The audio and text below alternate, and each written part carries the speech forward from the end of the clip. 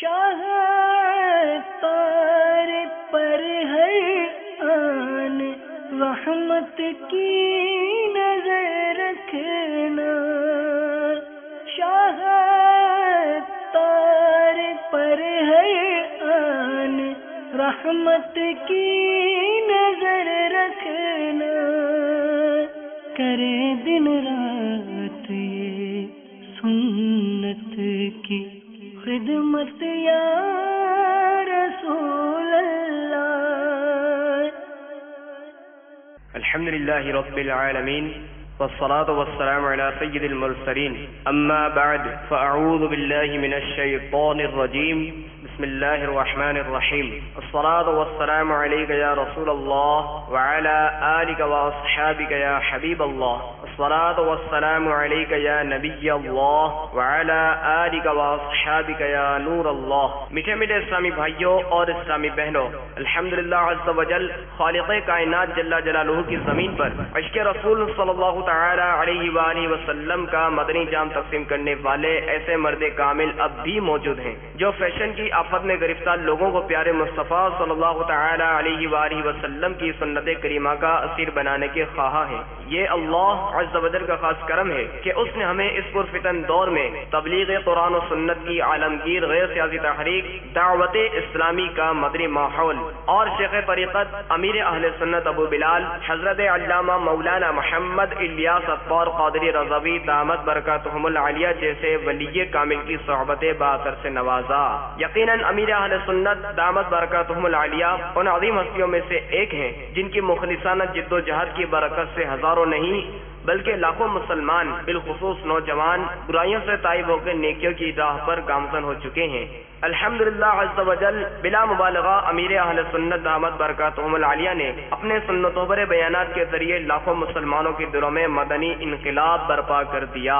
الحمدللہ عز و جل مکتبۃ المدینہ ان بیانات کو آپ تک پہنچانے کی سعادت حاصل کر رہا ہے، لہذا تمام اسلامی بھائی اور اسلامی بہنیں اس بیان کو توجہ کے ساتھ سماعت فرمائیں۔ الحمد للہ رب العالمین والصلاة والسلام على سید المرسلین، اما بعد فاعوذ باللہ من الشیطان الرجیم، بسم اللہ الرحمن الرحیم، الصلاة والسلام علیک یا رسول اللہ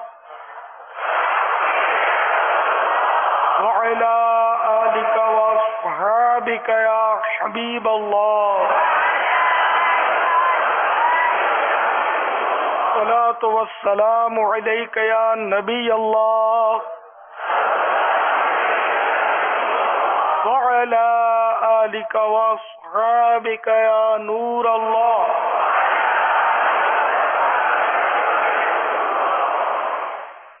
مفتی احمد یار خان نعیمی رحمۃ اللہ تعالی علیہ فرماتے ہیں، نثار تیری چہل پہل پر ہزار عید ربیع الاول، نثار تیری چہل پہل پر ہزار عید ربیع الاول، سوائے ابلیس کے جہاں میں سبھی تو خوشیاں منا رہے ہیں۔ الحمدللہ۔ عبد الواحد بن اسماعیل رحمۃ اللہ علیہ فرماتے ہیں کہ مصر میں ایک دیوانہ رہا کرتا تھا جو ربیع النور شریف کی بہت خوشی منایا کرتا تھا، اور اس ماہ مبارک میں بڑی لنگر لٹاتا تھا، نیاز کرتا تھا اور شان سے جشن ولادت مناتا تھا۔ ان کے پڑوس میں ایک یہودیوں کی فیملی آباد تھی۔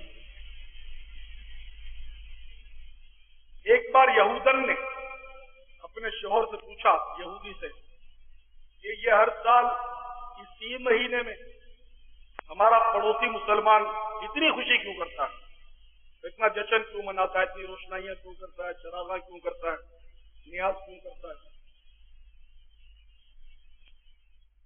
یہودی نے بتایا کہ دراصل اس مہینے میں ان کے نبی صلی اللہ تعالی علیہ وسلم کی ولادت ہوئی تھی، تو یہ ان کی ولادت کی خوشی میں، پیدائش کی خوشی میں خوشی کرتا ہے۔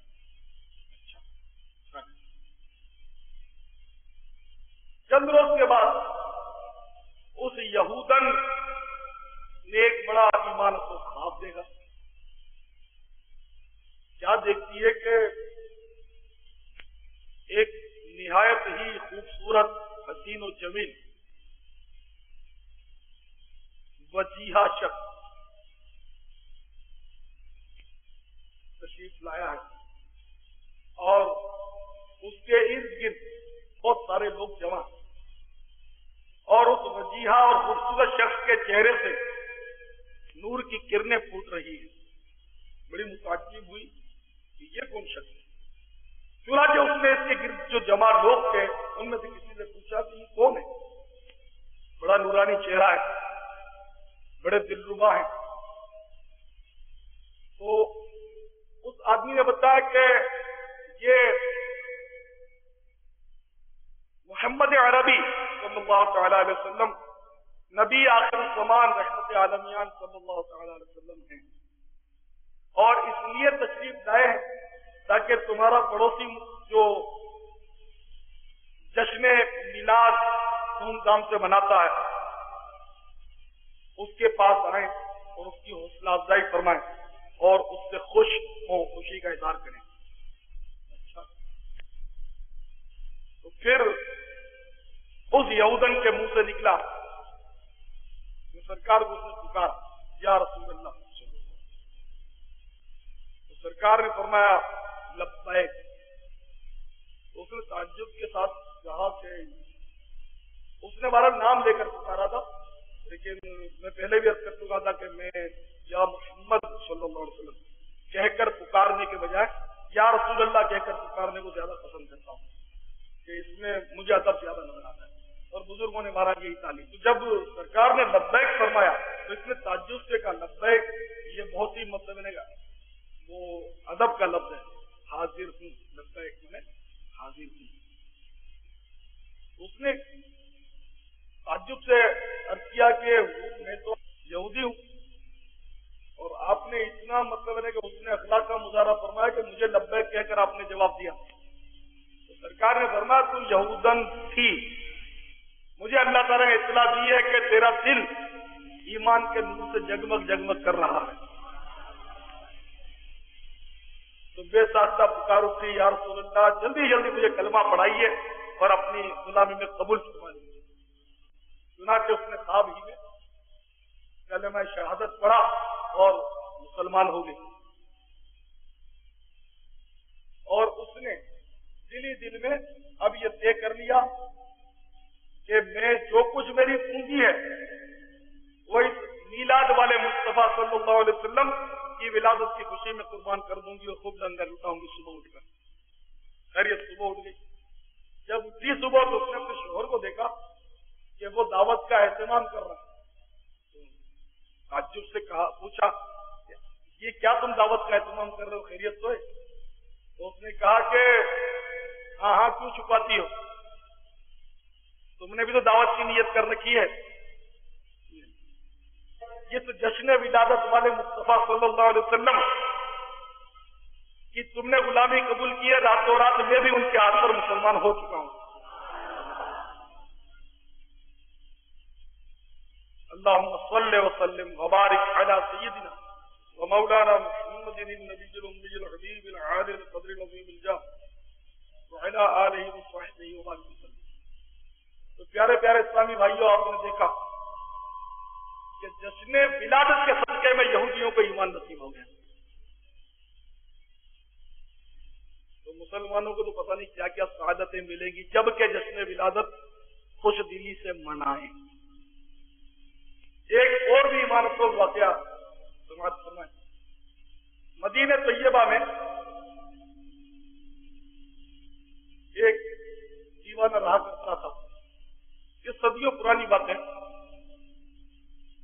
بڑا نیک پرہیزگار بندہ تھا, بڑا عاشق رسول. وہ سارا سال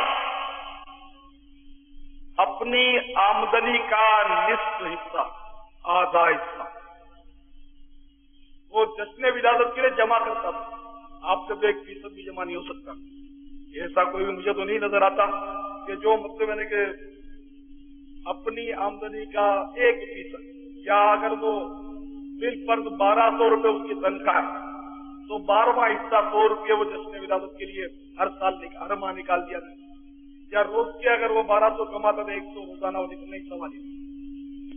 تو بہرحال وہ تو اپنی آمدنی کا آدھا حصہ جمع کرتا رہتا، اور جب ربیع النور کی آمد ہوتی بس اس کی ہو جاتی۔ اب وہ جتنا وہ پونجی جمع کر رہا ہے وہ سب کے سب سرکار کے نام پر لٹاتا رہتا، خوب لنگر کرتا، خوب نیاز کرتا۔ اس کی بیوی تھی، وہ بھی بڑی عاشقہ، وہ محبہ تھی، وہ بھی دیوانی، وہ بھی اس کا بڑا خوش دلی کے ساتھ ساتھ دیتی تھی، اور دونوں میاں بیوی مل کر مطلب یہ خدمت انجام دیتے خوشی۔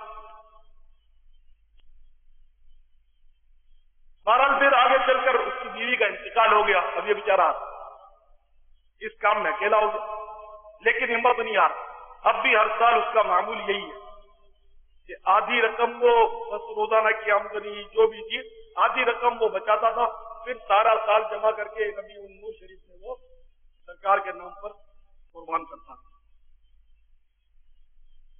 آخر اس کا وقت بھی پورا ہوا، اپنے بیٹے کو اس نے وصیت کی کہ بیٹا مال وال تو میں نے جمع نہیں کیا زیادہ، سرکار کے نام پر لوٹی جاتا تھا، 50 درہم میری پونجی ہے، 50 درہم جو ہیں وہ تیرے حوالے کرتا ہوں، اور کوئی ثواب کا کام اس سے کر گزرنا۔ اور یہ 19 گز کپڑا ہے، میرے کفن دفن میں اس کو استعمال کرنا۔ بہرحال اس عاشق رسول کا انتقال ہوا، تو بیٹے نے وہ تدفین وغیرہ کر دیا، 50 درہم کا کیا کیا ہے؟ یہ اس سوچ مشورہ بھی کیا لوگوں سے، کسی نے کچھ مشورہ دیا، کسی نے کچھ مشورہ دیا، یہ کنفیوز تھا کہ کس کے مشورے پر عمل کروں۔ رات جب سویا تو خواب میں اپنے آپ کو اس نے میدان محشر میں پایا،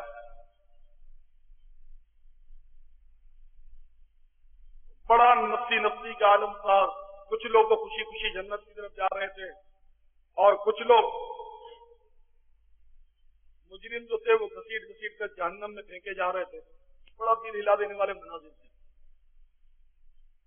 اتنے میں آواز آئی کہ اس کو جنت کی طرف لے جاؤ، یہ جنت میں داخل ہو گئے، ایک جنت میں داخل ہوا، پھر دوسری جنت میں داخل ہوا، تو 7 جنتیں وہ پھرا، ماں باپ کو تلاش کرتا رہا، ماں باپ اس کو ملے نہیں۔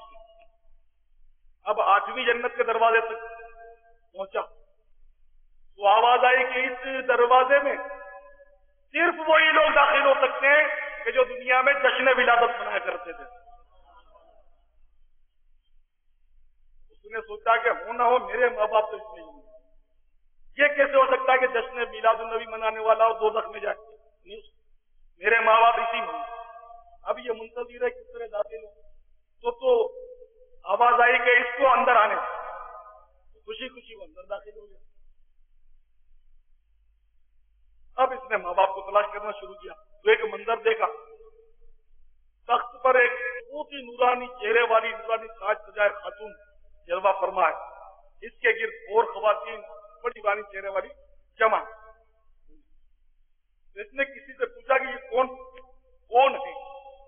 تو بتایا گیا جو تخت پر تشریف فرما ہے وہ تو ہے بی بی فاطمہ رضی اللہ تعالیٰ عنہ، اور ان کے گرد حضرت خدیجہ الکبریٰ رضی اللہ تعالیٰ عنہ، حضرت عائشہ، حضرت مریم، حضرت عافیہ، حضرت سارہ، ہاجرہ، رابعہ اور زبیدہ۔ تعجب ہوا، مزید آگے بڑھا تو دیکھا کہ ایک بہت ہی وسیع تخت بچھا ہے، اور اس تخت پر ایک خوبصورت حسین و جمیل چہرے والی ہستی بیٹھی ہے، جس کے چہرہ بےحد نورانی اور اس سے نور کی شعائیں ٹوٹ رہی ہیں، اور اس کے گرد خلفائے راشدین جرمٹ کیے ہوئے۔ وہ سمجھ گیا کہ یہ ہمارے پیارے آقا مدنی مصطفیٰ صلی اللہ علیہ وسلم ہیں، اور چاروں خلفاء موجود ہیں، حضرت صدیق اکبر، فاروق اعظم، عثمان غنی اور مولا مشکل کشا رضی اللہ عنہم اجمعین۔ نیز سیدھے ہاتھ پر جو کرسیاں ان پر انبیاء اور مرسلین متمکن ہیں، الٹے ہاتھ پر جو کرسیاں ہیں اس پر شہداء کرام جلوہ فرما ہے۔ اب یہ آگے بڑھا تاکہ اپنے والد کو تلاش کرے، تو اس کو کے والد صاحب بھی نظر آئی ہے۔ والد صاحب کے پاس جھٹ پہنچا اور ملاقات کی، اور والد صاحب نے پوچھا کہ ابا جان یہ مرتبہ آپ کو کہاں سے مل گیا کہ آپ سرکار کے ساتھ، انبیاء کرام کے ساتھ اور بڑی بڑی ہستیوں کے ساتھ یہاں تشریف فرمائیں؟ تو والد صاحب نے مسکرا کر کہا کہ الحمدللہ مجھے یہ سارا مرتبہ جو ہے جشن ولادت منانے کی خوشی میں ملا۔ الحمدللہ، یہ سن کر خوشی کے مارے اس کی آنکھ کھل گئی۔ یہ تو اپنے بستر پر تھا جنت میں تھا، لیکن اس کے ذہن میں آ گیا کہ مجھے اب یہ والد نے جو رقم دی ہے اس کا کیا کرنا ہے۔ بس صبح ہوتے ہی اپنا مکان اپنے اونے پونے داموں بیچا، اس کی رقم 50 درہم وہ والد صاحب کے چھوڑے ہوئے، ساری رقم کا اس نے خوب لنگر پکایا اور اس کو تقسیم کیا۔ جشن ولادت کی خوشی میں سرکار کی بارگاہ میں نظر کرنے کے لیے سارا اس نے مطلب لٹا دیا۔ اب یہ رہ گیا پہنے کپڑوں کے ساتھ، تو یہ جا کر ایک مسجد میں بیٹھ گیا اور 30 سال تک کم و بیش وہ زندہ رہا اور اللہ کی عبادت کرتا رہا۔ آخر کار اس کا انتقال ہو گیا۔ اس کے انتقال کے بعد کسی نے اس کو خواب میں دیکھ کر پوچھا کہ تمہارے ساتھ کیا ہوا؟ وہ بولا کہ اللہ تعالیٰ نے جشن ولادت منانے کی خوشی میں میری مغفرت فرما دی۔ اللہم صلی وسلم وبارک علی سیدنا ومولانا محمد النبی الأمی الحبیب العالی القدر العظیم الجاہ وعلی آلہ وصحبہ وبارک وسلم صلاۃ وسلام علیکم یا سیدی یا سیدی یا سیدی یا مکی یا مدنی یا عربی یا قرشی یا ہاشمی یا مطلبی یا رسول اللہ۔ تو پیارے پیارے اسلامی بھائیوں، وہ لوگ کتنے خوش نصیب ہیں کہ جو خوش دلی کے ساتھ محبوب پاک صاحب لولاک صلی اللہ تعالی علیہ وسلم کا جشن ولادت مناتے ہیں اور خوب اپنے گھروں پر چراغاں کرتے ہیں، سبز سبز پرچم لہراتے ہیں،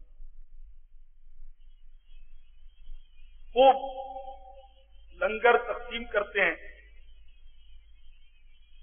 اور خوب خوشیاں مناتے ہوئے اچھے اچھے کپڑے پہنتے ہیں، کیونکہ خوشی کی علامات میں سے یہ ہے کہ جب کسی کے گھر خوشی آتی ہے تو وہ اس طرح کے کام کرتا ہے۔ مثال کے طور پر جب کسی کے یہاں شادی کی تقریب ہوتی ہے تو خوش ہوتا ہے، کیا کرتا ہے؟ اپنے گھر کا رنگ روغن تو کرتا ہی کرتا ہے، پھر مزید مطلب جو ٹوٹ پھوٹ لگی ہوئی ہے ان کی مرمت بھی وہ کرتا ہے، خوب اپنے گھر کو دھوتا ہے، صاف کرتا ہے، چمکاتا ہے، دروازوں کو چمکاتا ہے، گھروں پہ لائٹنگ کرتا ہے، نئے کپڑے سلواتا ہے، بال بنواتا ہے، کیونکہ ویسے ہی دنیا کا دستور ہے۔ عقل سلیم بھی چاہتی ہے کہ یادگاریں منائی جائیں۔ دیکھو نا، پچھلے دنوں پاکستان کا یوم ولادت ہمارے خطوط اہلیہ نے کراچی میں پولیس اسٹیشن پر ناچ کر منایا، خوب ناچے ہوں گے، رنگ راگ کی محفلیں کی ہوں گی، خوب موسیقی اور خوب دھڑکے کے ساتھ ہر گھر پر پرچم و روشنائیوں پر گانے بازوں کے ہم لوگ قائل نہیں، ناچ رنگ کی محفلوں کے ہم لوگ قائل نہیں۔ یہ سب گناہ کے کام اور جو کرتے ہیں وہ بھی گناہی سمجھ کے کرتے ہوں گے ظاہر۔ ہم لوگ جشن پاکستان کے قائل ہیں، اس میں کوئی شک نہیں، لیکن یہ طریقہ جو ہمارے یہاں نکلا ہوا ہے اس سے ہمیں اختلاف ہے۔ ہاں، سبز پرچم اگر کسی نے لہرایا پاکستان کا اس سے ہمیں کوئی اختلاف نہیں کہ پاک پرچم ہمیں عزیز ہے، پاک پرچم ہمیں عزیز ہے، الحمدللہ ہمارا وطن ہمیں عزیز ہے۔ تو جب پاکستان کا جشن ولادت اس طرح منایا گیا تو اگر جشن ولادت مصطفیٰ صلی اللہ تعالی علیہ وسلم ناجائز چیزوں کو نکال کر جائز طریقے سے منایا جائے تو الحمدللہ اب آپ نے جشن ولادت بڑی خوشی کے ساتھ منانا ہی منانا ہے. اب شاید کسی کے ذہن میں یہ ہو کہ یہ جشن ولادت منانے کا کوئی ثبوت دلیل من کو دل خوش ہوتا ہے کہ سرکار تشریف لائے. دنیا سالگرہ مناتی ہے, جس چیز کی سالگرہ مناتی ہے آپ بھی شاید اپنے بچوں کی سالگرہ مناتے ہوں گے. یعنی جو لیڈر سیاسی لیڈر مر جاتے ہیں تو مرے ہوئے کی بھی سالگرہ منائی جاتی ہے, آپ کو تو پتہ ہے. تو یہ بھی ایک طرح کی سالگرہ, لیکن ہم سالگرہ اس کو نہیں کہتے, جشن ولادت کہتے. تو سالگرہ پر کوئی اعتراض نہیں کرتا, جشن ولادت پتہ نہیں کیوں سب کی سمجھ میں نہیں آتا. تو چلو میں آپ کو ایک آدھ دو دلیل بھی دیے دیتا ہوں تاکہ آپ کی سمجھ میں مزید آ جائے. جب سمجھ میں آئے گا تو منانے میں زیادہ لطف آئے گا. چنانچہ قرآن عظیم میں اللہ تبارک و تعالی ارشاد فرماتا ہے سورہ یونس, قل بفضل اللہ وبرحمتہ فبذلک فلیفرحوا هو خیر مما یجمعون. ترجمہ کنز ایمان شریف سے پیش کروں. تم فرماؤ اللہ عز و جل ہی کے فضل اور اسی کی رحمت اسی پر چاہیے کہ خوشی کریں. وہ ان کے سب دھن دولت سے بہتر ہے. یعنی جب خوشی کرنا چاہیں تو صرف اللہ کے فضل اور اس کی رحمت ہی پر خوشی کریں.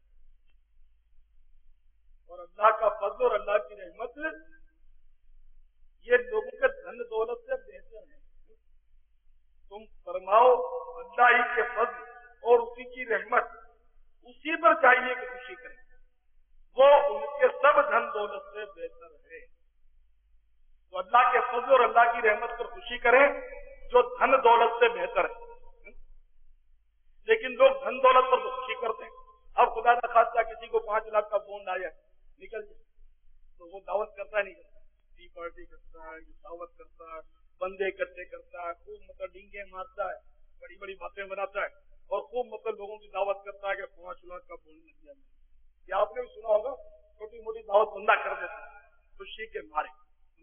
اب آج کل چھپاتا ہو کہ بھائی ڈاکو پیچھے آ جائے گا تو الگ بات, ورنہ خوشی بہرحال اگر کسی کو دولت مل جائے اس کو خوشی بہت ہوتی ہے, بہت خوشی, پورا نہیں چلا, زمین پر اس کے پیر نہیں پڑتا. تو اللہ کے فضل اور اللہ کی رحمت پر خوشی کریں. ٹھیک ہے نا. تو اب اللہ تبارک و تعالی نے ہم کو انسان بنایا, یہ اس کا فضل ہے کہ یہ ہمیں اس کی خوشی ہے. انسان بنایا اور الحمدللہ مسلمان بنایا, خوشی بالا ہے خوشی. ایمان کی دولت سے سرفراز فرمایا, خوشی بالا ہے خوشی. اور دامن رحمت عالمیان صلی اللہ علیہ وسلم ہمارے ہاتھوں میں دیا, یہ بھی اللہ کا فضل ہے, اس کی رحمت ہے اور خوشی ہے. تو یہ بتائیے کہ اللہ تعالی کا فضل, سب سے بڑا فضل اور سب سے بڑی رحمت اپنے بندوں کے ساتھ کون سی ہے؟ کیا انسان بنانا سب سے بڑی رحمت ہے؟ مسلمان بنانا سب سے بڑی رحمت ہے؟ امت میں پیدا ہونا سب سے بڑی رحمت ہے؟ میں نے بڑا غور کیا یہ اللہ کی سب سے بڑی رحمت کون سی ہے؟ میرے نزدیک نبی اکرم رسول محتشم شاہ بنی آدم صلی اللہ تعالی علیہ وسلم کا دنیا میں تشریف لانا سب سے بڑی رحمت ہے. کیونکہ وہ جو نہ تھے تو کچھ نہ تھا, وہ جو نہ ہو تو کچھ نہ ہو. جان ہے یہ جہان کی, جان ہے تو جہان, تو جانے جہان کا دنیا میں تشریف لانا یہ اللہ کا سب سے بڑا فضل ہے اور سب سے بڑی رحمت ہے. تو سب سے بڑی رحمت یہ ہمارے آقا کی ذات ستودہ صفات ہے. آپ سب اس کے قائل ہیں الحمدللہ. توجہ اگر نہیں بھی تھی تو اب آگے کے واقعی سب سے بڑی رحمت جو ہے وہ خود سرکار ہے. اور خود قرآن بھی تو کہتا ہے. تو میرا آپ کا مسلمان ہونا یہ رحمت تو ہے، لیکن تمام جہانوں کے لیے رحمت تو نہیں. یہ تو ہماری ذات کا معاملہ ہے کہ ہم پر رحمت ہو گئی، ہم مسلمان. لیکن سرکار کا تشریف لانا یہ تو سب کے لیے رحمت ہے کہ آپ رحمت للعالمین ہیں. اور رحمت پر خوشی منانے کا قرآن کہہ چکا. میں پھر ذرا آپ کو سنا دوں. قل بفضل اللہ وبرحمتہ فبذلک فلیفرحوا هو خیر مما یجمعون. تم فرماؤ اللہ کے فضل اور اسی کی رحمت اسی پر چاہیے کہ خوشی کرے، وہ ان کے سب دھن دولت سے بہتر. تو اللہ کے فضل اور اس کی رحمت پر خوشی کریں. اور سرکار رحمت للعالمین ہے، یہ بھی قرآن سے ثابت ہے. آپ نے ابھی آیت کی. تو اب اللہ کی اس رحمت پر خوشی کریں. یہ قرآن نے ہم کو بتایا کہ اللہ کی رحمت پر خوشی کرو اور چاہیے کہ اسی پر خوشی کرو. تو ہم اللہ کی رحمت پر خوشی کرتے ہیں الحمدللہ. تو جس دن یہ خوشی دنیا میں آئی، یہ رحمت دنیا میں آئی، جس دن یہ فضل دنیا میں کیا گیا، وہ دن ظاہر ہمارے لیے یادگار ہو گیا. جو مخصوص دن ہوتے وہ یادگار ہوتے جس کے ساتھ کوئی نہ کوئی نسبت حاصل ہو. اب مثال کے طور پر مسلم شریف کی حدیث میں کہ حضرت سیدنا قتادہ رضی اللہ تعالیٰ عنہ سے مروی کہ بارگاہ رسالت میں عرض کیا گیا، یا رسول اللہ صلی اللہ علیہ وسلم، آپ ہر پیر کو روزہ کیوں رکھتے ہیں؟ اس کا سبب ارشاد فرمائیے. ہر پیر کو آپ روزہ رکھا کرتے ہیں نا، اس کا سبب ارشاد فرمائیں. تو قربان جائیے ہمارے پیارے آقا میلاد والے مصطفیٰ صلی اللہ علیہ وسلم پر کہ آپ نے ارشاد فرمایا کہ اسی روز یعنی پیر کے دن میری ولادت ہوئی اور پیر کے دن مجھ پر پہلی وحی نازل ہوئی. تو پیر کا دن سرکار کے لیے یادگار تھا کہ آپ اسی دن دنیا میں تشریف لائے، جلوہ گر ہوئے، اور آپ مطلب یعنی کہ پیر کے دن پہلی وحی سے نوازے گئے. تو میرے آقا صلی اللہ تعالی علیہ وسلم اپنا جشن ولادت، اپنا یوم ولادت ہر پیر کو روزہ رکھ کر منایا کرتے. اور ہمارے کافی دیوانے ماشاءاللہ کہ جو ہر پیر کو اسی نسبت سے، اسی سنت کی برکت، سنت کی وجہ سے روزہ رکھتے ہیں. تو الحمدللہ ہم مطلب سال میں ایک مرتبہ بڑے تذکر و احتشام کے ساتھ جشن ولادت مناتے ہیں. اب یہ کہ سرکار صلی اللہ تعالی علیہ وسلم اس سے خوش ہوتے ہیں یا ناراض، اس بات پر بھی غور کر دیا جائے. تو بعض بزرگوں سے یہ منقول ہے کہ انہوں نے سرکار کا دیدار کیا صلی اللہ تعالی علیہ وسلم. تو سرکار سے عرض کیا کہ جو لوگ ہر سال آپ کی ولادت پر خوشیاں مناتے ہیں ان سے آپ راضی ہیں یا ناراض؟ تو ارشاد فرمایا جو لوگ مجھ سے خوش ہوتے ہیں میں بھی ان سے خوش ہوں. الحمدللہ جھوم جھوم کر جشن ولادت مناتے ہیں اور دھوم دھام سے مناتے ہیں. اللہ کی رحمت سے ہم کیا کرتے ہیں؟ خوب ذکر کرتے ہیں اور سرکار کی شان بیان کرتے ہیں، خوب نعتیں پڑھتے ہیں اور سرکار کی عظمت کے تذکرے کرتے ہیں. اور کیا کرتے ہیں؟ ہم نے پہلے ہی کہا کہ ہم ناچ رنگ کے تو قائل نہیں، ہم موسیقی کے اور میوزک کے تو قائل نہیں، ان سے تو ہم دور بھاگتے ہیں. ہم تو سرکار کی ثنا خوانی کرتے ہیں اور سرکار جو ہے یہ اللہ تعالیٰ کی رحمت بھی ہے، سب سے بڑی نعمت بھی ہے، سب سے بڑا فضل بھی ہے. اور سورہ دوحہ میں قرآن عظیم میں ارشاد ہوتا ہے وَأَمَّا بِنِعْمَةِ رَبِّكَ فَحَدِّثْ. کنز الایمان شریف میں اس کا ترجمہ ہے اور اپنے رب عز و جل کی نعمت کا خوب چرچا کرو، خوب چرچا کرو. تو پھر ہم جھوم جھوم کر اللہ کی اس نعمت خوب چرچا کرتے ہیں، خوب چرچا کرتے ہیں. اور خدا کی قسم رہے گا یوں ہی، ان کا چرچا رہے گا، بڑے خاک ہو جائیں جل جانے والے. اگر شیطان اس سے چڑتا ہے، اڑتا ہے، ٹھیک ہے، یہ اس کا مقدر ہے، وہ آگ کا بنا ہوا ہے، ہم مٹی کے بنے ہوئے. تو مٹی ٹھنڈی ہوتی ہے.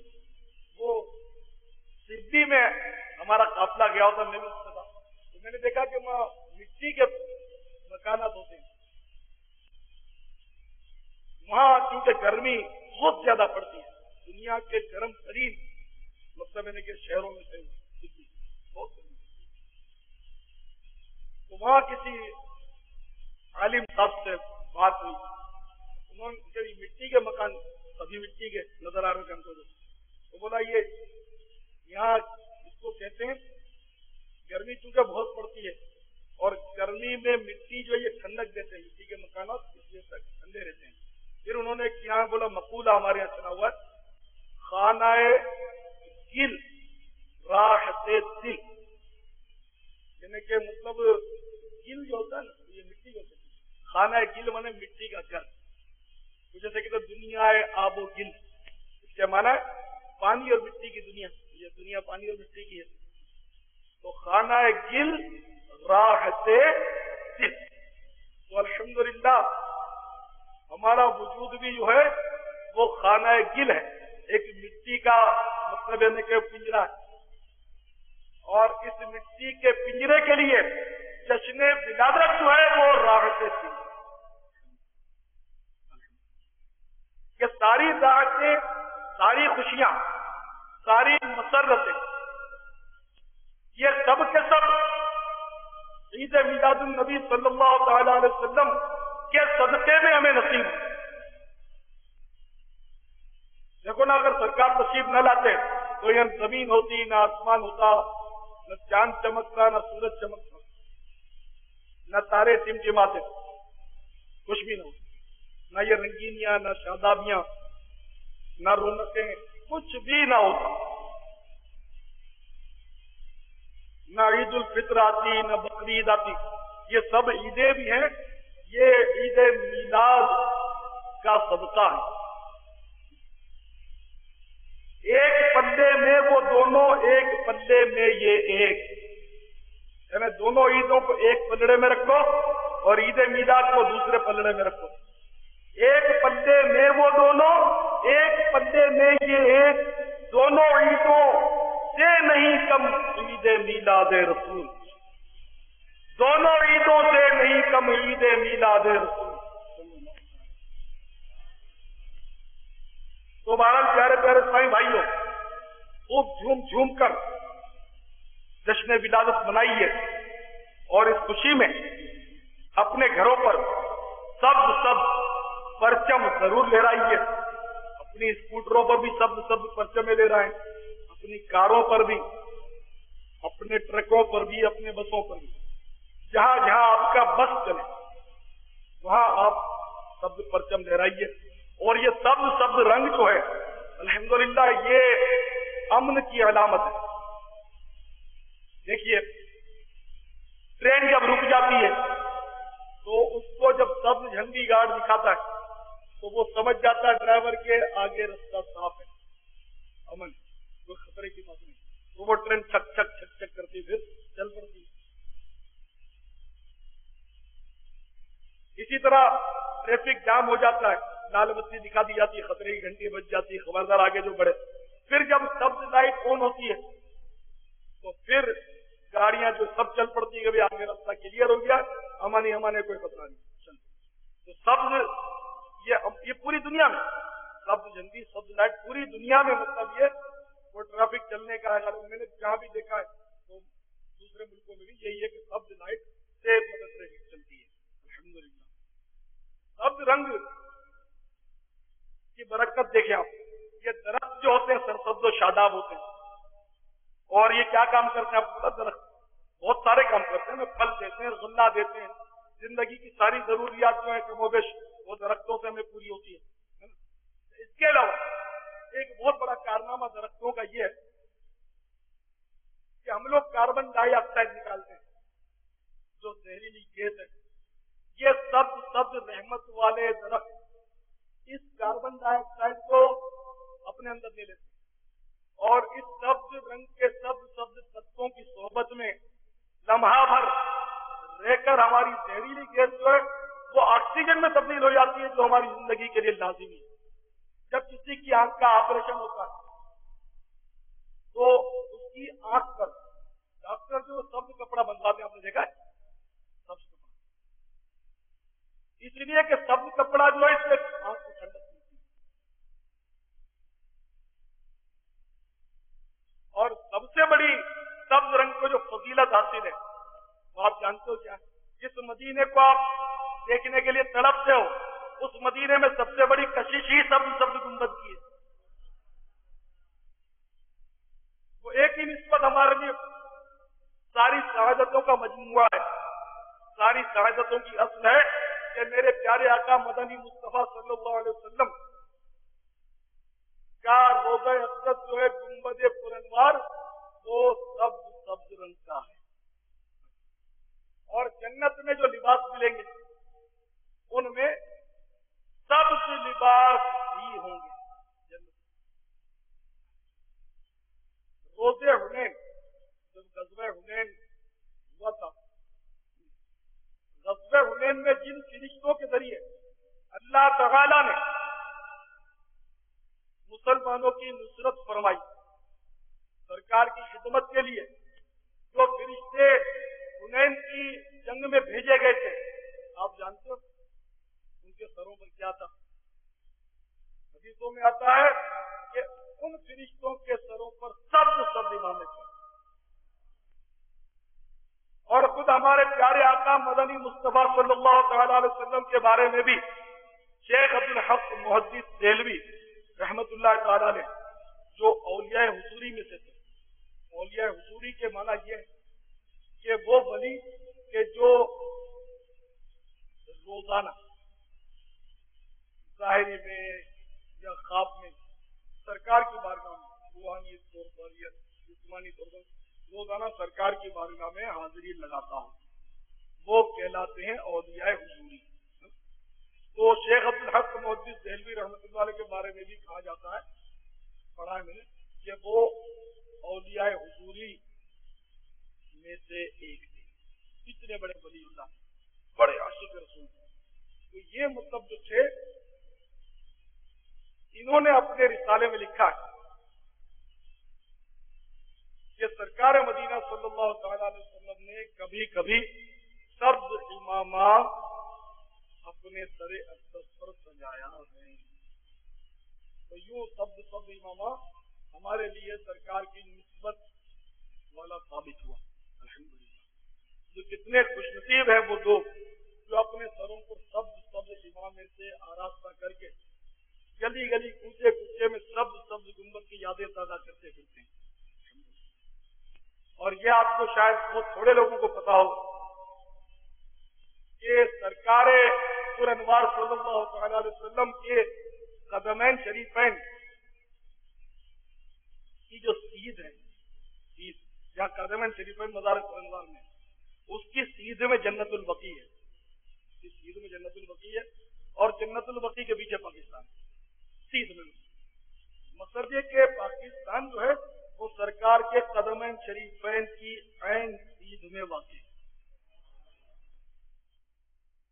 تیرے قدموں میں جو ہے غیر کا منہ کیا دیکھیں، تیرے قدموں میں جو ہے غیر کا منہ کیا دیکھیں، کون نظروں پہ چڑھے دیکھ کے تلوا تیرا. ایک صاحب کا بیان ہے کہ میں مسجد حرام میں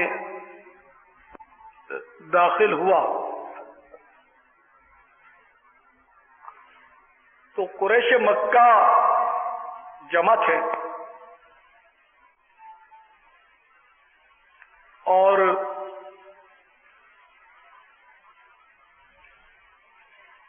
ان کی یہ نیت تھی کہ کوئی ایسی صورت مل جائے کہ ہم مطلب یعنی کہ بارش مانگیں، کیونکہ قحط سالی تھی. بعض کہنے لگے لات و عزا کے پاس چلیں، بعض بولے منات کے پاس چلیں. یہ لات، عزا اور منات یہ ان کے مشہور بت تھے.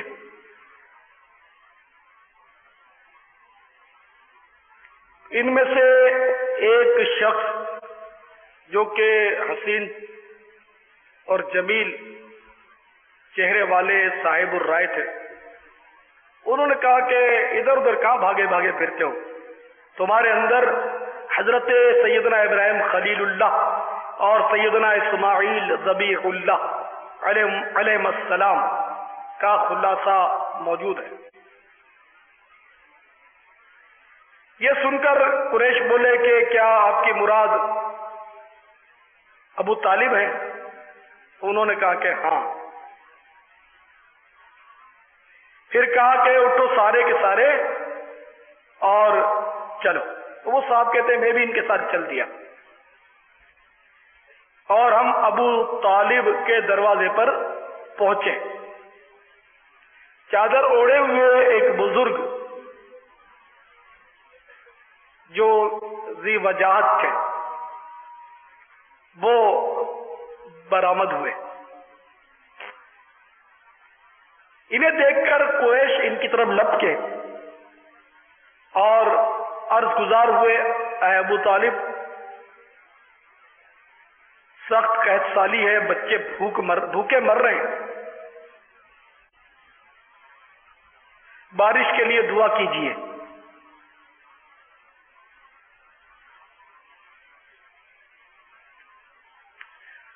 ابو طالب نے کہا ٹھہرو، سورج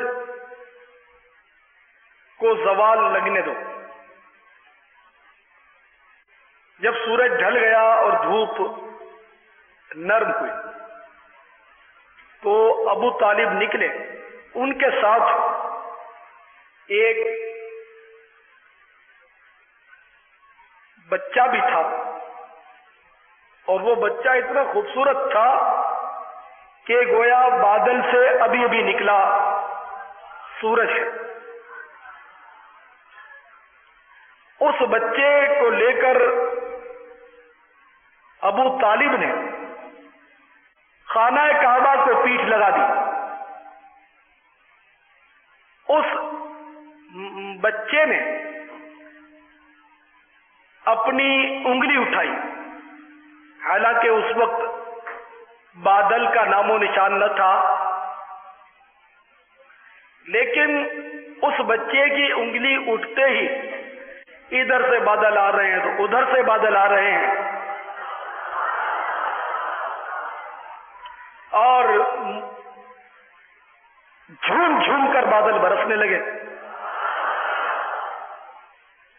کیا شہر مکہ، کیا دیہات، سب سر سبز و شاداب ہو گئے۔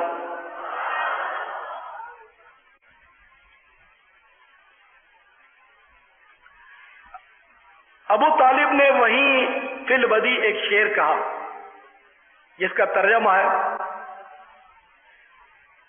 چمکدار چہرے والے ان کے چہرے مبارک کی برکت سے بارش حاصل کی جاتی ہے، یہ یتیموں کے مأوا اور بیواؤں کے ملجا اور سہارا ہیں۔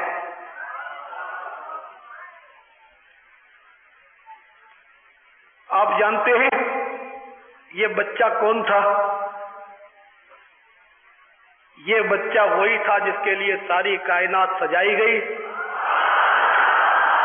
یہ بچہ وہی تھا جس کے لیے ابھی آپ مرحبا کے نعرے بلند کر رہے تھے۔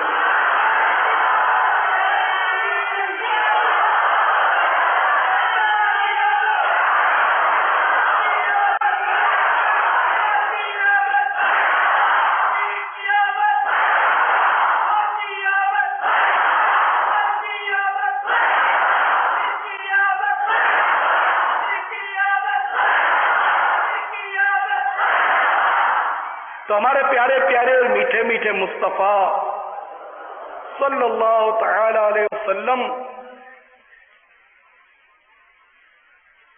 کے معجزات تو بس شروع سے ہی رونما ہو رہے تھے، یہاں تک کہ حلیمہ سعدیہ رضی اللہ تعالی عنہا فرماتی ہیں کہ محمد عربی صلی اللہ تعالی علیہ وسلم اپنے پنگھوڑے میں تھے، تاروں بھری رات تھی، چاند بھی چمک رہا تھا تو یہ چاند کی طرف اپنے پنگوڑے میں معصومانہ اداؤں سے جس طرف انگلی اٹھاتے چاند اسی طرف ہٹ جاتا تھا. گویا ہمارے پیارے آقا صلی اللہ علیہ وسلم چاند سے کھیل رہے تھے. امام اہل سنت اعلی حضرت مولانا شاہ احمد رضا خان علیہ رحمت الرحمان کا ایک شعر اس موقع پر بڑا مناسب ہے، ان کے اسی واقعے کی طرف اشارہ ہے. چاند جھک جاتا جدھر انگلی اٹھاتے مہد میں، مہد کی پنگوڑا بچے کا جھولا. چاند جھک جاتا جدھر انگلی اٹھاتے مہد میں، کیا ہی چلتا تھا اشاروں پر کھلونا نور کا. تو ہمارے پیارے پیارے اور میٹھے میٹھے آقا صلی اللہ تعالی علیہ وسلم کی عظمتوں کے کیا کہنے اور آپ کی شان عظمت نشان کی تو کیا بات ہے. اللہ تبارک و تعالی نے اپنے پیارے محبوب صلی اللہ تعالی علیہ وسلم کو بہت زیادہ عظمتیں اور رفعتیں بخشی تھی.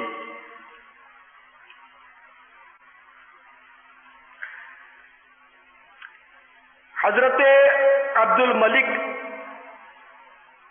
ثقفی رضی اللہ تعالیٰ عنہ فرماتے ہیں ایک شخص کچھ سامان بیچنے کے لیے مکہ مکرمہ میں لایا.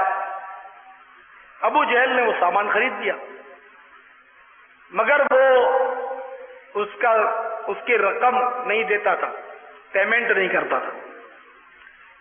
وہ بیپاری بڑا پریشان ہوا، مسافر تھا. قریش کی مجلس میں آ کر اس نے کہا کہ کوئی ہے آپ لوگوں میں سے ایسا جو ابو جہل سے مجھے میرا حق دلوائے، میں غریب الوطن مسافر ہوں. یہ سن کر قریش مکہ نے کہا وہ آدمی جو مسجد کے کونے میں بیٹھا ہے اس کو جا کر بتاؤ، وہ تمہارا کام کر دے گا. اور وہ جس کی طرف اشارہ کر رہے تھے وہ ہمارے پیارے آقا میٹھے میٹھے مصطفیٰ تھے صلی اللہ علیہ وسلم. تو وہ قریش مکہ جو تھے وہ جانتے تھے کہ ابو جہل سرکار کا دشمن ہے، اور سرکار جب اس بے کس کی فریاد رسی کریں گے، کیونکہ ہیں بے کس کے فریاد رسی تو کریں گے تو ابو جہل بفرے گا اور توہین کرے گا اور ہم لطف اٹھائیں گے معاذ اللہ. خیر وہ مسافر سرکار کی بارگاہ پرانوار میں حاضر ہوا صلی اللہ علیہ وسلم اور ماجرا بیان کیا. رحمت کونین صلی اللہ تعالی علیہ وسلم اٹھے اور اسے ساتھ لے کر ابو جہل کے دروازے پر تشریف لائے اور دستک دی. ابو جہل اندر ہی سے بولا کون؟ فرمایا محمد صلی اللہ علیہ وسلم. نام نامی سن کر ابو جہل گھر سے نکلا. اس کا رنگ ایک دم زرد تھا اور گھبراہٹ اس کے چہرے سے نمایاں تھی. کہنے لگا کیسے آنا ہوا؟ فرمایا اس کا حق کیوں نہیں دیتا؟ ابو جہل بولا ابھی دیتا ہوں. اندر گیا اور اس کی رقم لا کر حوالے کر دی. پھر اندر داخل ہوا. دیکھنے والوں نے بعد میں پوچھا ابو جہل تم نے بڑا عجیب کام کیا، یعنی اتنی فرما برداری اور اطاعت کا مظاہرہ کیا اور شرافت سے تم نے رقم بھی دے دی اور کچھ نہیں کہا. تو وہ کہنے لگا کہ دوستو کیا بتاؤں، بات یہ ہے کہ جب میں نے پوچھا کون تو دروازے سے آواز آئی محمد صلی اللہ علیہ وسلم. تو بس مجھ پر ایک دم دہشت طاری ہو گئی. اور میں جب باہر نکلا تو کیا دیکھتا ہوں، ایک دیو پیکر بیل ہے. ایسا بیل میں نے کبھی نہیں دیکھا. میں کیسے انکار کر سکتا تھا؟ اگر میں انکار کرتا تو وہ بیل مجھے ہڑپ کر جاتا. تو آپ نے دیکھا میرے پیارے پیارے اور میٹھے میٹھے اسلامی بھائیوں کہ ہمارے پیارے آقا میٹھے میٹھے مصطفیٰ صلی اللہ تعالی علیہ وسلم کی حمایت کس طرح ہوتی تھی.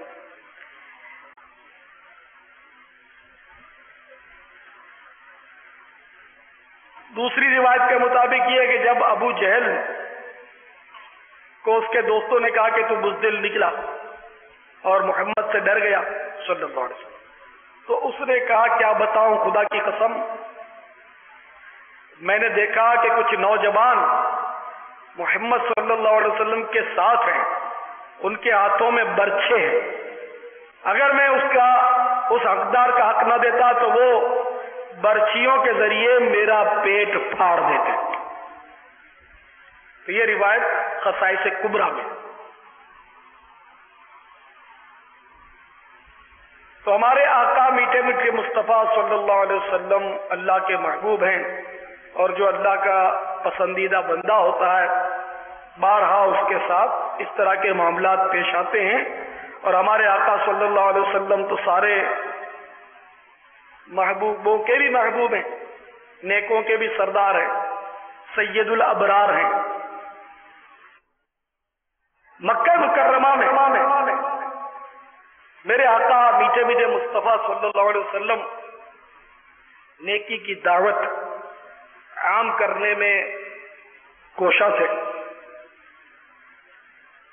چنانچہ اہل قریش آپ سے بہت دشمنی کرتے تھے، اور ان دشمنوں میں سر فہرست ابو جہل، ابو لہب، ولید بن مغیرہ، شیبہ، نضر بن حارث وغیرہ نمایاں تھے. نضر بن حارث ایسا بدبخت تھا، وہ کوئی موقع ہاتھ سے جانے ہی نہیں دیتا. جب بھی موقع ملتا وہ تکلیف ضرور پہنچاتا. ایک دن گرمی کا موسم تھا، دوپہر کے وقت میرے میٹھے میٹھے آقا صلی اللہ علیہ وسلم وادی حجون کی طرف گئے، جہاں آج کل جنت المعالی ہے. مکہ مکرمہ کا جو قبرستان ہے وہ مطلب ہے کہ حجون کا علاقہ کہلاتا ہے.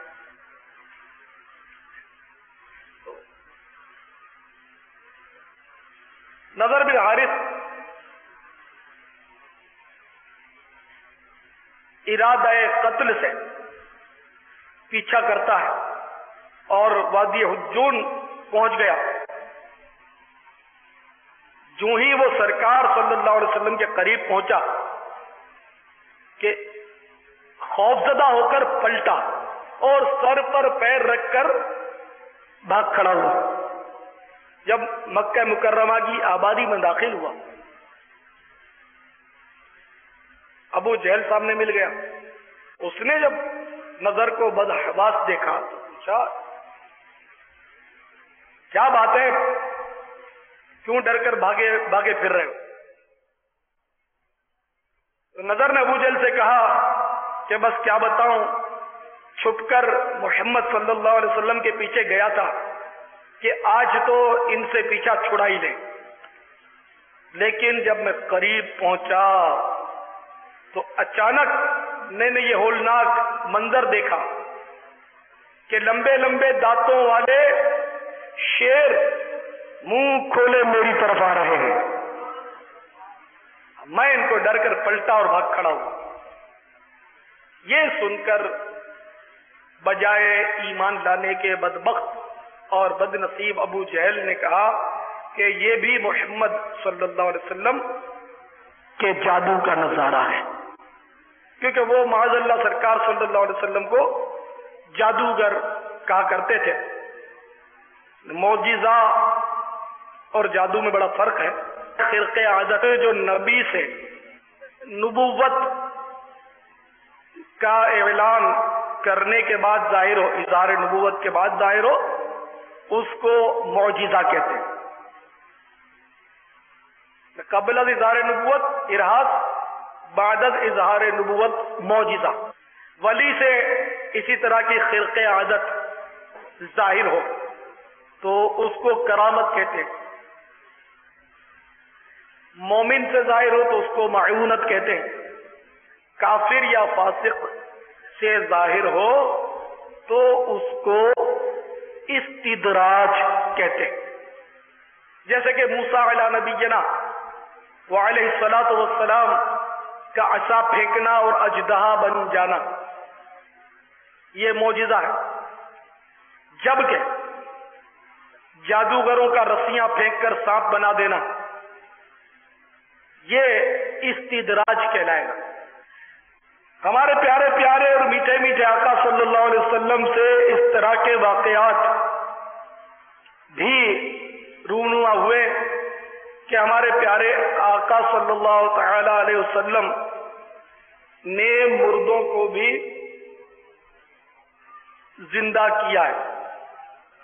چنانچہ شفا شریف میں حضرت قاضی عیاض رضی اللہ تعالیٰ عنہ نقل کرتے ہیں کہ سیدنا خواجہ بصری رحمت اللہ علیہ فرماتے ہیں، خواجہ حسن بصری رحمت اللہ تعالیٰ علیہ فرماتے ہیں کہ ایک بار مدنی تاجدار صلی اللہ علیہ وسلم کے دربار گوہر بار میں ایک شخص حاضر ہوتا ہے.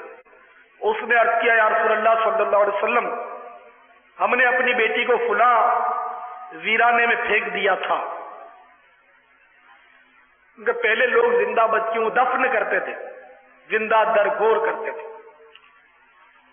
پھینک آتے تھے، ضائع کر دیتے تھے. اس نے کہا میں نے فلاں ویرانے اور وادی میں پھینک دیا تھا. یہ سن کر شفیق امت رحمت عالم صلی اللہ علیہ وسلم اس کے ساتھ اس وادی میں تشریف لے گئے اور اس لڑکی کا نام لے کر یوں آواز دی، اے بنت فلاں، اللہ تبارک و تعالی کے حکم سے زندہ ہو جا.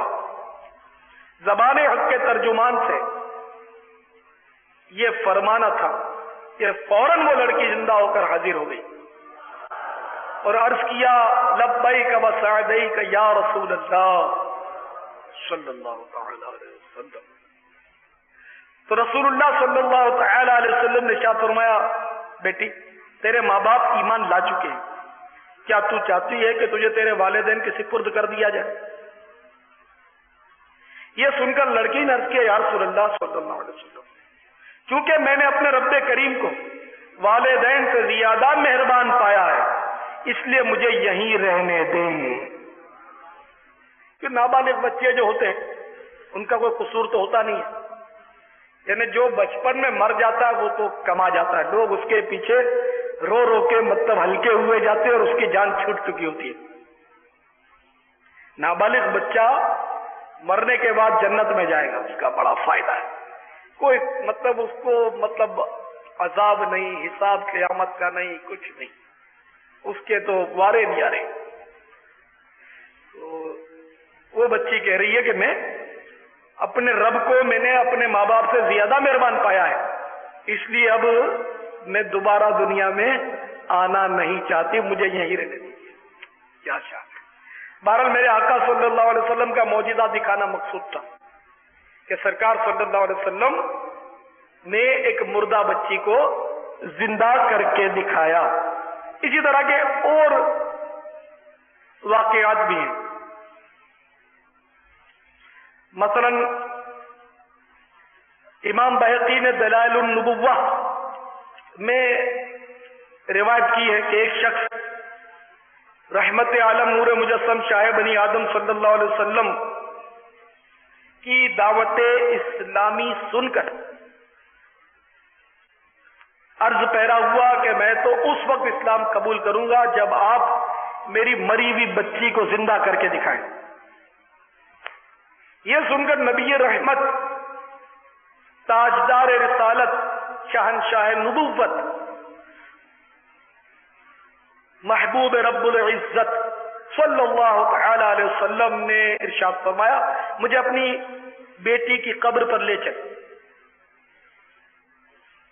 جب سرکار صلی اللہ علیہ وسلم کو وہ اپنی بیٹی کی قبر پر لے گیا تو رحمت عالم نور مجسم شاہ بنی آدم صلی اللہ علیہ وسلم نے فرمایا اے بنت فلاں، تو قبر کے اندر سے آواز آئی لبیک و سعدیک۔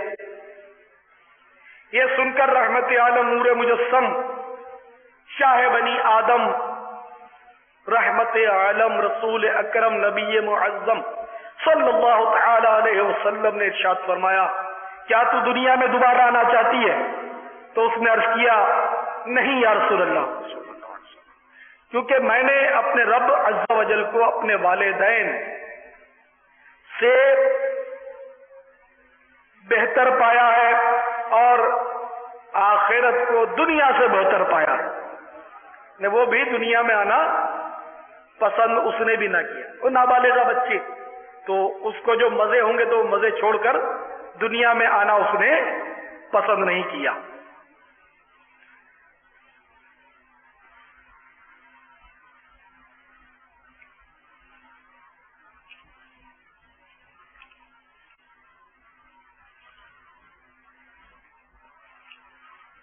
حضرت سیدنا عروہ بن زبیر رضی اللہ تعالیٰ عنہ ام المومنین عائشہ صدیقہ بنت صدیق رضی اللہ عنہما سے روایت کرتے ہیں کہ رسول پاک صاحب لولاک سیاح افلاک صلی اللہ تعالی علیہ وسلم نے اپنے رب کریم عز و جل سے دعا کی یا اللہ میرے والدین کریمین کو زندہ کر دے، تو رب ذوالجلال عز و جل نے اپنے حبیب مکرم صلی اللہ علیہ وسلم کی دعا کو قبول فرمایا اور دونوں کو زندہ کر دیا۔ وہ دونوں اپنے لخت جگر نور نظر محبوب رب اکبر صلی اللہ تعالی علیہ وسلم پر ایمان لے آئے اور پھر اپنے اپنے مزارات میں آرام فرما ہو گئے۔ تو ہمارے پیارے آقا صلی اللہ علیہ وسلم کے والدین کو بھی اللہ تعالیٰ نے زندہ کیا، سرکار صلی اللہ علیہ وسلم کی دعا پر، ان کی خواہش پر۔ اس کے معنی کوئی یہ نہ سمجھے کہ سرکار صلی اللہ علیہ وسلم کے والدین معاذ اللہ کفر پر رخصت ہوئے تھے تو سرکار صلی اللہ علیہ وسلم نے ان کو زندہ کر کے اسلام میں داخل کیا۔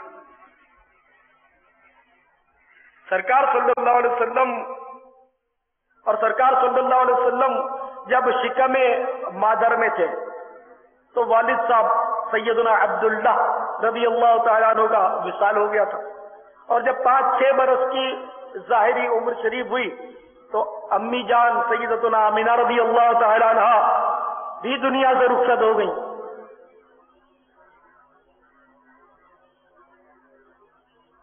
اور اعلان نبوت تو 40 سال کی ظاہری عمر شریف میں ہوا تھا، تو وہ اہل حق تھے، وہ عذاب قبر میں مبتلا نہیں تھے، مگر سرکار صلی اللہ علیہ وسلم کو معجزہ دکھانا تھا اور والدین کو اپنی امت میں داخل کرنا تھا کہ سرکار صلی اللہ علیہ وسلم کی امت جو ہے وہ ساری امتوں سے افضل ہے۔ تو بہرحال کثیر وجوہات کی بنا پر سرکار صلی اللہ علیہ وسلم نے اپنے والدین کریمین کو بحکم خداوندی زندہ کیا۔ سرکار صلی اللہ تعالی علیہ وسلم کے والدین کریمین تو مسلمان تھے، صاحب ایمان تھے، اہل توحید تھے، اور عقل بھی یہی چاہتی ہے۔ جس مچھلی کے پیٹ میں سیدنا یونس علیہ السلام چند روز رہے، وہ مچھلی ایک نبی چونکہ اس کے پیٹ میں رہا تو اس لیے وہ مچھلی جنت میں جائے گی، حالانکہ نہ اس نے کبھی نماز پڑھی، نہ روزہ رکھا، نہ یہ مکلف تھی، پھر بھی جنت میں جائے گی کہ نبی اس کے پیٹ میں رہا۔ تو ایمان والو تم ایمان سے بتاؤ کہ وہ سیدہ آمنہ جس کے پیٹ میں نبیوں کے سردار چند روز نہیں کئی ماہ تک رہے ہوں، وہ سیدہ آمنہ کیسے مطلب جنت میں نہیں جائیں گی؟ دین کریمین سرکار صلی اللہ تعالی علیہ وسلم کے اہل ایمان ہیں اور قطعی جنتی ہیں، الحمدللہ۔ آ گئے حضور، آ گئے حضور، پھیلا ہر طرف ہے نور نور، آ گئے حضور، آ گئے حضور، پھیلا ہر طرف ہے نور نور، آ گئے دیکھو آ گئے حضور۔ یہ کس شہنشاہ والا کی آمد آمد ہے، یہ کون سے شہ بالا کی آمد آمد ہے، یہ آج کیا ہے زمانے میں رنگ بدلا ہے، یہ آج کیا ہے کہ عالم کا ڈھنگ بدلا ہے، سماوا ڈوبا ہوا اور ساوا خشک ہوا، خزاں کا دور گیا موسم بہار آیا، آ گئے حضور، آ گئے حضور، پھیلا ہر طرف ہے نور نور، آ گئے حضور، آ گئے حضور۔ رسول انہی کا تو مجدہ سنانے آئے ہیں، انہی کے آنے کی خوشیاں منانے آئے ہیں، فرشتے آج جو دھومیں مچانے آئے ہیں، فرشتے آج جو دھومیں مچانے آئے ہیں، ان کے آنے کی شادی رچانے آئے ہیں، فلک کے حور و ملک گیت گانے آئے ہیں، کہ دو جہاں میں یہ ڈنکے بجانے آئے ہیں، آ گئے حضور، آ گئے دیکھو آ گئے حضور۔ نہیں، یہ اصل یہ دو قبریں تھی، چھت وغیرہ کچھ بھی نہیں تھی یہاں، تو بچے ان قبروں پر گھوڑا کر کے بیٹھتے تھے، بچے بیٹھتے اور لوگ اس میں کوڑا وغیرہ ڈالتے تھے۔ پھر وہ کوئی صاحب آئے، وہ کہہ رہے تھے کہ مجھے یہ بچے بار بار خواب میں آئے، سید ہیں بھائی بہن، اور ہم کو کچھ کرو، ہم کو وہ ستاتے ہیں، تکلیف دیتے یہاں کے لوگ۔ پھر انہوں نے یہ عمارت بنائی، پھر کوئی کورس وغیرہ شروع ہوئے جس میں نے شرکتیں بھی کی، اندر جا کے بھی میں حاضریاں دی ہیں۔ اور بچپن میں کچھ بھی نہیں، بس دو قبریں بنی ہوئی تھی، وہی ہے سیم اوپر بنا ہوا تھی۔ کیا مہکتے ہیں مہکنے والے، بو پہ چلتے ہیں بھٹکنے والے، جگمگا اٹھی میری گور کی خاک، جگمگا اٹھی میری گور کی خاک، تیرے قربان چمکنے والے۔ دروازہ یہ وہی ہے، اسی دور کا دروازہ۔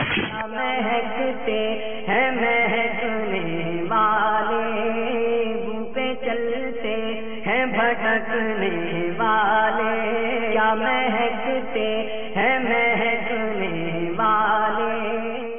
یہ بادامی کیا میرا بچپن گزرا،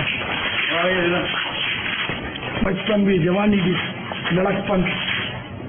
کیا مہکتے ہیں مہکنے والے، بو پہ چلتے ہیں بھٹکنے والے، جگمگا اٹھی میری گور کی خاک، جگمگا اٹھی میری گور کی خاک، تیرے قربان چمکنے والے۔ معمول آتے اہل سنت کا شعور سمجھے اس مسجد سے ملا، ماشاء اللہ۔ 11 کے 11، 12 کے 12 باز ہوتے تھے، مسجد سجتی تھی، شیرینی بٹتی تھی، بچے تو شیرینی لینے آ جاتے تھے، سمجھ تو پڑتی نہیں تھی کہ کیا پڑھتے ہیں۔ الحمدللہ ان لوگوں سلام کی یہاں بہت سدایا تھی، صلو علی النبی صلی اللہ علی محمد. ابھی الحمدللہ اپنا دعوت اسلام میں کام بھی ہوتا ہے درس وغیرہ سنا تھا. کیا مہکتے ہیں مہکنے والے بو پہ چلتے ہیں بھٹکنے والے. کیا مہکتے ہیں مہکنے والے بو پہ چلتے ہیں بھٹکنے والے. جگمگا اٹھی میری گور کی خاک, جگمگا اٹھی میری گور کی خاک, تیرے قربان چمکنے والے, تیرے قربان چمکنے والے. مہدے داغ کے صدقے جاؤں, مہدے داغ کے صدقے جاؤں, دمکتے ہیں دمکنے والے بو پہ چلتے ہیں بھٹکنے والے. کیا مہکتے ہیں مہکنے والے بو پہ چلتے ہیں بھٹکنے والے. صلو علی الحبیب صلی اللہ تعالی علی محمد. مجھے اپنی اور ساری دنیا کے لوگوں کی اصلاح کی کوشش کرنی ہے.